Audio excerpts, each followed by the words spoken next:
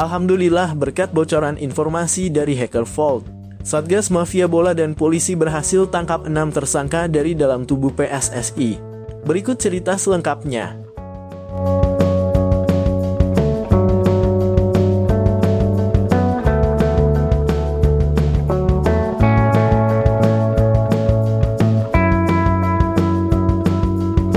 Akhirnya STY tobat dan tidak lagi pakai egonya.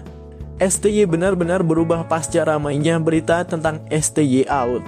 Dia langsung hubungi Ilkan Bagot dan meminta maaf atas segala egonya kemarin. Simak cerita selengkapnya.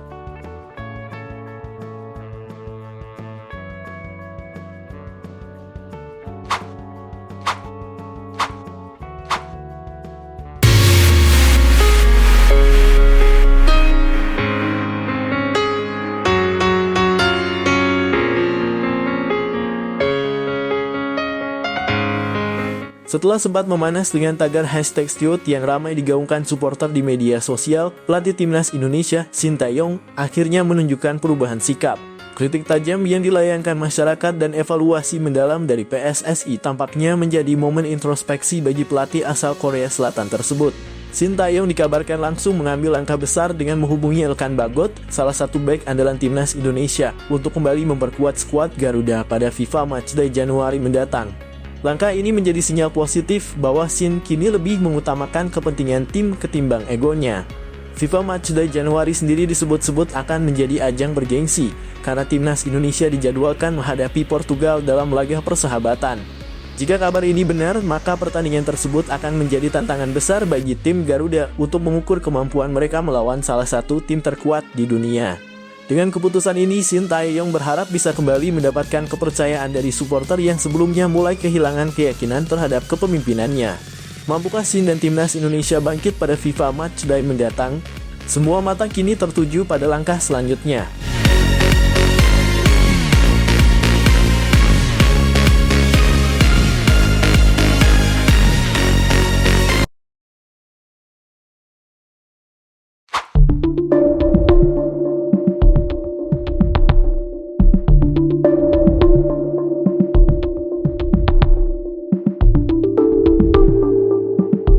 Halo Sobat GD News, kabar terbaru pagi ini kembali mengejutkan dunia sepak bola Indonesia. Setelah bocoran informasi yang dirilis oleh Hacker Vault, tim khusus Mafia Bola bekerja sama dengan pihak kepolisian bergerak cepat. Hasilnya 6 tersangka dari internal PSSI berhasil ditangkap dalam operasi khusus yang dilakukan dini hari tadi. Para tersangka ini diduga kuat terlibat dalam jaringan Mafia Bola yang selama ini menggerogoti tubuh sepak bola Indonesia. Penangkapan ini semakin memperkuat dugaan bahwa ada duri dalam daging yang berusaha merusak reformasi yang sedang digalakan oleh Ketua Umum PSSI Erick Thohir dan pelatih Shin Tae-yong. Menurut keterangan pihak kepolisian, ke-6 tersangka ini memiliki peran berbeda, mulai dari pengaturan skor hingga aliran dana ilegal yang selama ini membiayai bisnis gelap mereka. Fakta ini semakin menguatkan tuduhan bahwa ada pihak tertentu yang merasa terganggu oleh perubahan positif di tubuh PSSI.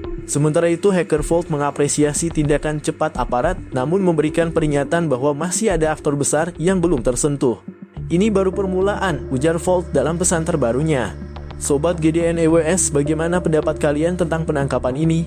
Apakah ini menjadi titik awal bersihnya sepak bola Indonesia dari mafia?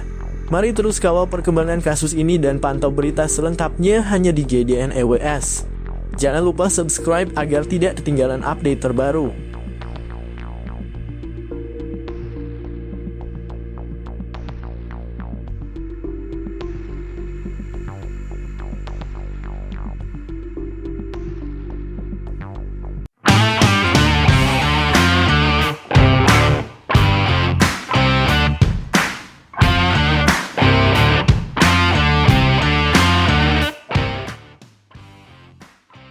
Cristiano Ronaldo, salah satu legenda hidup sepak bola dunia, kembali menjadi sorotan setelah menyampaikan kritik pedas sekaligus peringatan kepada Indonesia terkait isu yang tengah ramai diperbincangkan.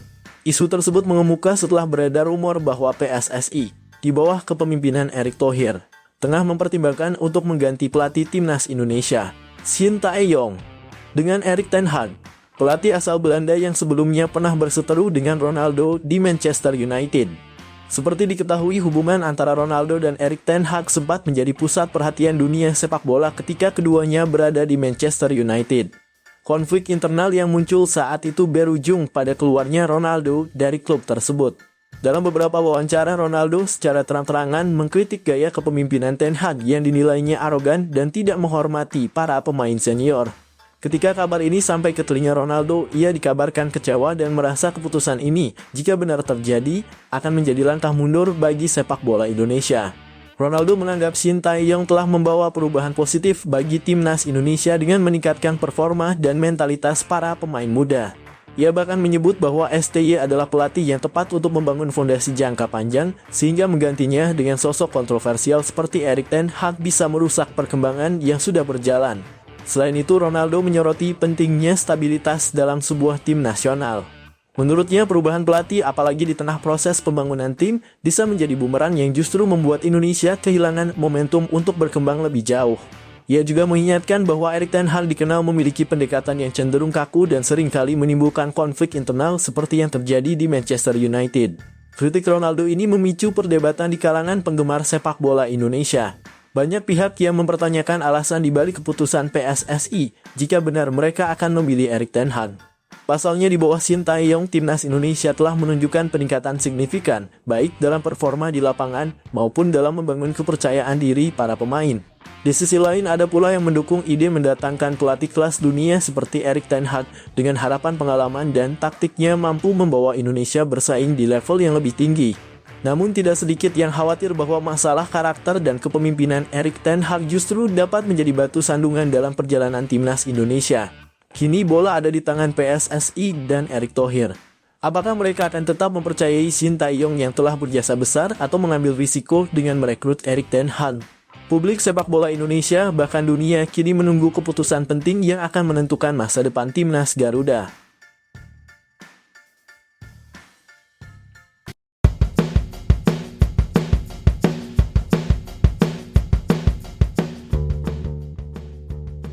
Ketua Umum PSSI Erick Thohir mengatakan AFC telah memutuskan bahwa laga timnas Indonesia versus Bahrain pada kualifikasi Piala Dunia 2026 tetap digelar di Indonesia. Timnas Indonesia dijadwalkan menjamu Bahrain pada 28 Maret 2024. Sebelumnya, Federasi Sepak Bola Bahrain sempat mengajukan permintaan pada AFC agar pertandingan digelar di tempat yang netral. Hal ini lantaran para pemain Bahrain, pelatih dan ofisial mendapatkan ancaman di media sosial buntut laga di Stadion Nasional Bahrain pada 10 Oktober lalu. Permintaan itu sempat menimbulkan kekhawatiran pencinta sepak bola nasional. Pasalnya, timnas Indonesia membutuhkan dukungan maksimal demi meraih kemenangan dan menjaga harapan lolos ke Piala Dunia 2026. Dan keraguan itu akhirnya terjawabkan. Ketua Umum PSSI Erick Thohir memastikan bahwa laga tersebut akan tetap berlangsung di Indonesia. Ya, kemarin sudah disampaikan oleh Sekjen AFC pertandingan melawan Bahrain itu tetap di Indonesia, kata Erick Thohir di Jakarta, Kamis malam 19 Desember 2024. Sebelumnya, PSSI dan pemerintah Indonesia sudah berkali-kali mengeluarkan pernyataan dan jaminan keamanan untuk Bahrain. Kepastian ini tentu menjadi kabar baik bagi pasukan Shin Tae-yong. Apalagi persaingan di grup C putaran ketiga kualifikasi Piala Dunia 2026 memanas karena ada 4 tim yang mengoleksi 6 poin, termasuk Indonesia dan Bahrain. Skuad Garuda saat ini berada di peringkat ketiga dan unggul selisih gol dari Bahrain yang berada di peringkat kelima. Peluang Indonesia lolos ke Piala Dunia 2026 terbuka lantaran masih ada 4 laga tersisa.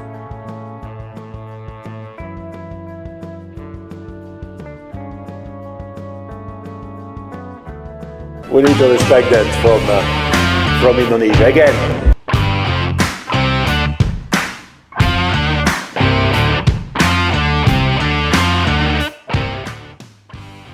Beberapa media asal Vietnam memberikan pandangan mengenai peluang timnas Indonesia di putaran ketiga kualifikasi Piala Dunia 2026 zona Asia.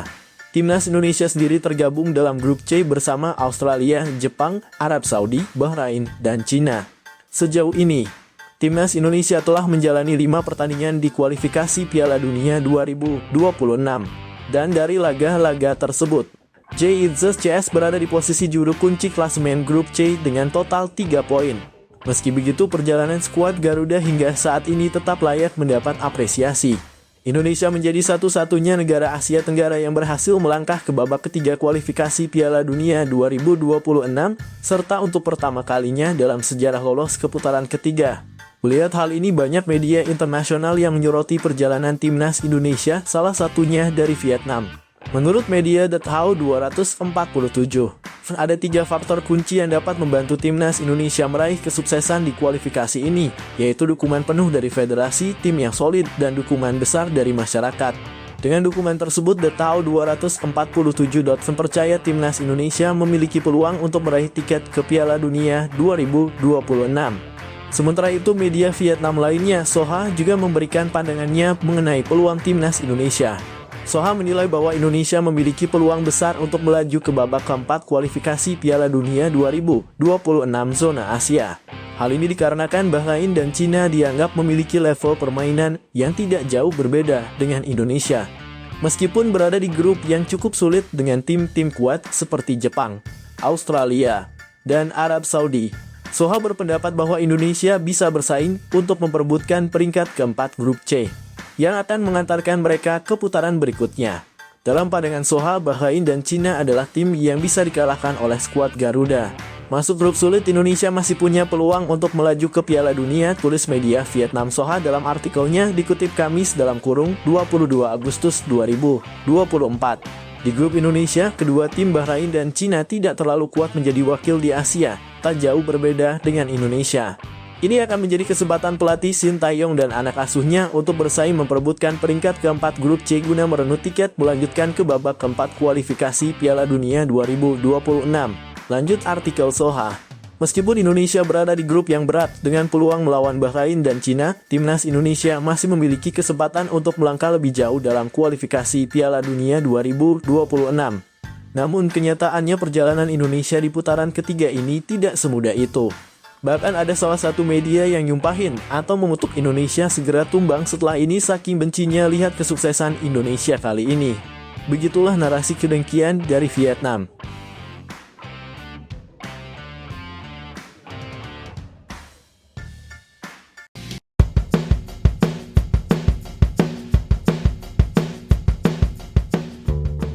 Upaya meniru gaya motivasi khas Jay Itzes, pemain naturalisasi timnas Indonesia, ternyata tak selalu berhasil. Hal ini terjadi di ruang ganti timnas Malaysia, di mana salah satu pemain, nomor punggung 16, mencoba memberikan pidato motivasi seperti yang sering dilakukan Jay Itzes.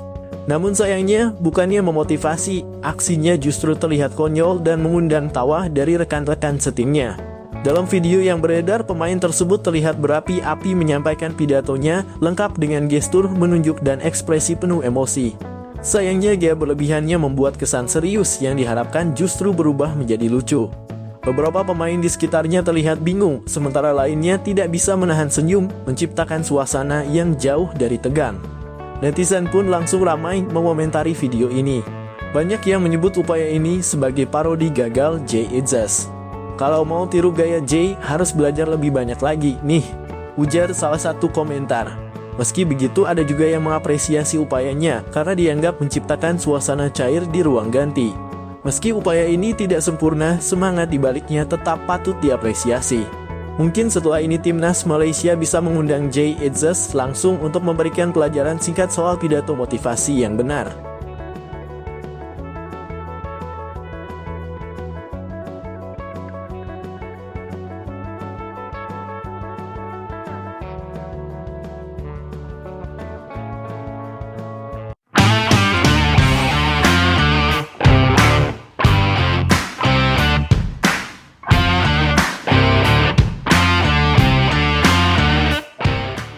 Pelatih timnas Indonesia Shin Tae-yong mengambil langkah berani jelang laga Piala AFF 2024 melawan Filipina. Di tengah tekanan besar dan sorotan Ketua Umum PSSI Erick Thohir, STY memutuskan memanggil 5 pemain senior untuk memperkuat skuad. Nama-nama seperti Hansamu Yamapranata, Fahrudin Arianto, Stefano Lillipali, Egy Maulana Fikri, dan Irfan Jaya disebut akan masuk daftar pemain yang diproyeksikan tampil. Langkah ini menimbulkan perdebatan mengingat prioritas awal STY adalah membangun tim muda untuk SEA Games mendatang. Namun dengan minimnya kekompakan tim hingga saat ini, STY tampaknya lebih memilih memanfaatkan pengalaman para pemain senior demi menjaga performa timnas. Egy Maulana Fikri menjadi sorotan utama.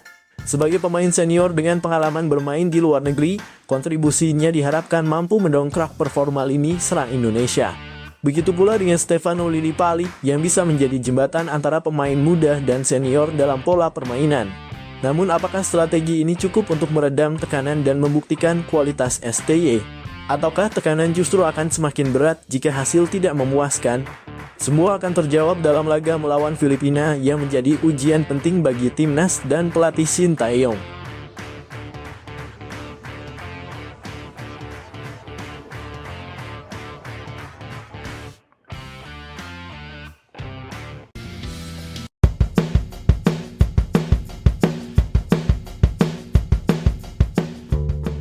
Pengamat sepak bola asal Vietnam, Phan Anh Tu, mengkritik penampilan negaranya saat melawan timnas Indonesia.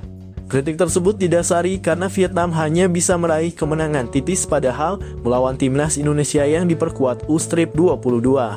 Sebagai informasi, duel Vietnam versus timnas Indonesia terlaksana di PHU Tho Provincial Stadium, Minggu (15 Desember 2024). Ini merupakan laga matchday ketiga grup B ASEAN Cup 2024. Pada kesempatan tersebut, Vietnam keluar sebagai pemenangan dengan skor 1-0. Gol kemenangan tim tuan rumah dicetak oleh Nguyen Quang Hai pada menit ke-77. Meski menang, Phan Anh Tu dengan terang-terangan mengaku kurang puas dengan permainan timnas Vietnam. Menurutnya, Vietnam seharusnya meraih kemenangan dengan skor yang lebih besar. Soal gameplay, kami merasa kurang puas karena kurang mulus. Lawannya lebih mudah, lebih lelah, kami bermain di kandang, tapi itu cukup sulit. Jadi kami mengharapkan lebih dari 2 gol tetapi kami tidak mendapatkannya, kata Phan Anh Tu dilansir bolasport.com dari Soha. Terlepas dari semuanya, Phan Anh Tu tetap mensyukuri kemenangan negaranya atas timnas Indonesia. Terlebih Vietnam sebelumnya telah mengukit 3 kekalahan beruntun dari skuad Garuda. Belum lagi kemenangan ini semakin memperbesar peluang Vietnam mengamankan tiket semifinal ASEAN Cup 2024.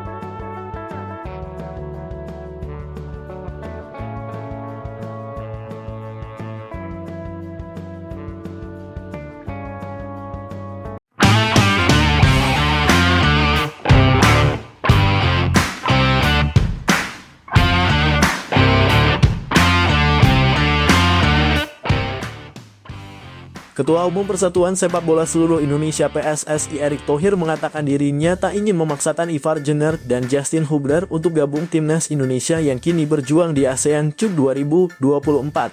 Saya dari awal tidak memaksakan semua pemain harus gabung, kata Erick ketika ditemui awak media setelah acara PSSI Partner Summit 2024 di Hotel Park Hyatt, Jakarta, Senin. Kedua pemain itu tak dapat membela timnas karena ASEAN Cup 2024 tak masuk dalam kalender FIFA sehingga Ivar dan Justin tidak mendapatkan restu dari klubnya, Jong Utrecht dan Wolverhampton Wanderers U21. Meski demikian, Erick tak memusingkan keadaan ini karena ia melihat turnamen level Asia Tenggara ini menjadi ajang mematangkan pemain-pemain muda Indonesia yang berkompetisi di dalam negeri. Dari 24 nama yang dibawa Shin Tae-yong, ia membawa mayoritas pemain yang bermain di dalam negeri dan hanya ada 5 pemain yang berkarier di luar negeri. Kelima nama itu adalah Pratama Arhan (Suwon FC), Asnawi Mangkualam (Port FC), Marcelino Ferdinand (Oxford United), Ronaldo Quatah (Muangthong United), dan Rafael Struijk (Brisbane Roar). Lebih lanjut, Erick menekankan bahwa pihaknya sangat terbuka apabila ada pemain-pemain di luar negeri yang ingin bergabung. Namun di sisi lain ia juga menghormati setiap klub yang enggan melepas sang pemain. Kata dia, ini adalah bagian menjaga karier pemain timnas Indonesia yang sedang meniti karier terbaiknya di luar negeri.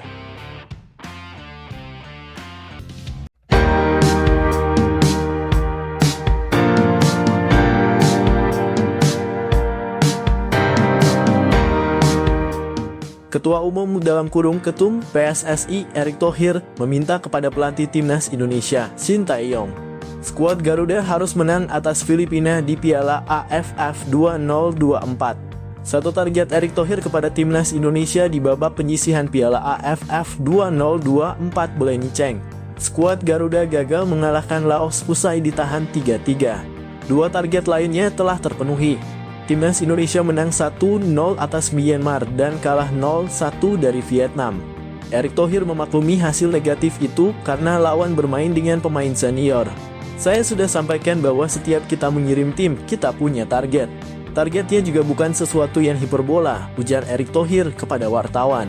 Timnas Indonesia akan menjamu Filipina pada Minggu (21/12) di Stadion Manahan, Solo dalam pertandingan terakhir grup B Piala AFF 2024. Skuad Garuda wajib menang untuk dapat lolos ke babak semifinal. Lawan Myanmar, Laos wajib menang. Lawan Vietnam seperti hitungan, kalah terhormat. Kalau bisa seri luar biasa, tutur Erick Thohir. Lawan Vietnam pemain-pemain menunjukkan permainan yang baik. Belum maksimal. Baik. Ada kesempatan jadi baik. Jadi, saya akan minta lagi seluruh tim untuk kembali sama-sama bersatu, pelatih juga fokus ke targetnya. Melawan Filipina ini harus menang, imbu Erick Thohir. Timnas Indonesia bertengger di urutan kedua klasemen grup B Piala AFF 2024. Skuad Garuda mengoleksi 4 poin dalam 3 laga, usai memetik 1 kemenangan, sekali seri, dan sekali kalah.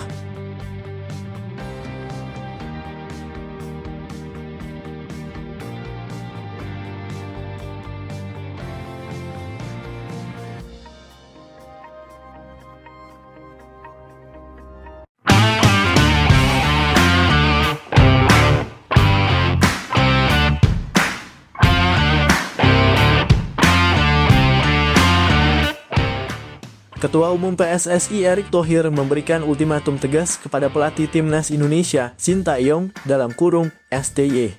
Hal ini dipicu oleh sejumlah keluhan yang disampaikan STY terkait jadwal turnamen AFF yang dianggap terlalu padat dan mengganggu persiapan tim.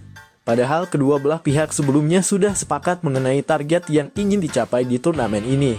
Dalam pernyataannya, Erick Thohir menegaskan bahwa fokus utama adalah mencapai hasil terbaik sesuai komitmen awal. Namun jika dinamika seperti ini terus berlanjut, muncul spekulasi bahwa Erick Thohir tengah mempertimbangkan opsi lain. Salah satunya adalah meminang pelatih ternama asal Belanda, Erik ten Hag, untuk menggantikan STY. Bagaimana menurut kalian netizen? Apakah Erik ten Hag cocok untuk membawa timnas Indonesia ke level yang lebih tinggi? Atau sebaiknya STY tetap diberi kesempatan hingga masa kontraknya habis? Tuliskan pendapat kalian di kolom komentar.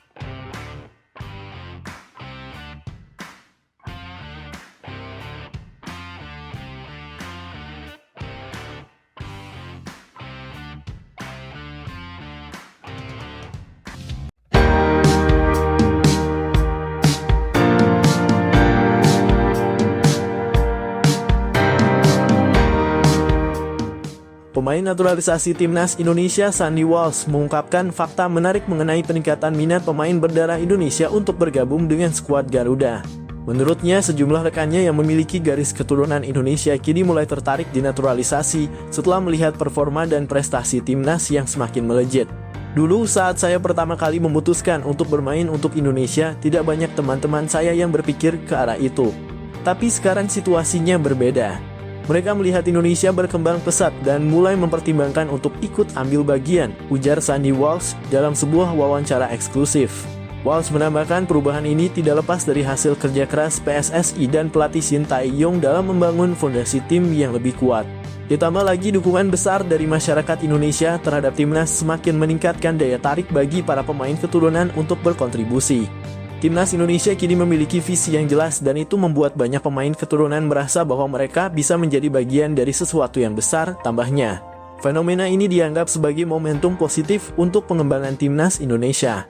Nama-nama seperti J. Itzes, Ratnar Oratmangoen, dan Ivar Jenner yang baru bergabung telah menjadi contoh nyata bagaimana kehadiran pemain keturunan mampu memberikan kontribusi besar dalam memperkuat skuad Garuda. Namun Sandy juga menekankan bahwa proses naturalisasi bukan hanya soal teknis, tetapi juga tentang komitmen. Saya selalu mengatakan kepada mereka bermain untuk Indonesia bukan sekadar mendapatkan paspor, tetapi juga tentang rasa bangga dan tanggung jawab untuk membawa nama besar negara ini di pentas dunia, tutupnya. Dengan meningkatnya minat pemain keturunan untuk dinaturalisasi, timnas Indonesia diharapkan dapat terus bersaing di level internasional dan semakin mengukir prestasi gemilang. Apakah Indonesia siap membuka pintu untuk lebih banyak talenta baru? Simak perkembangan selanjutnya.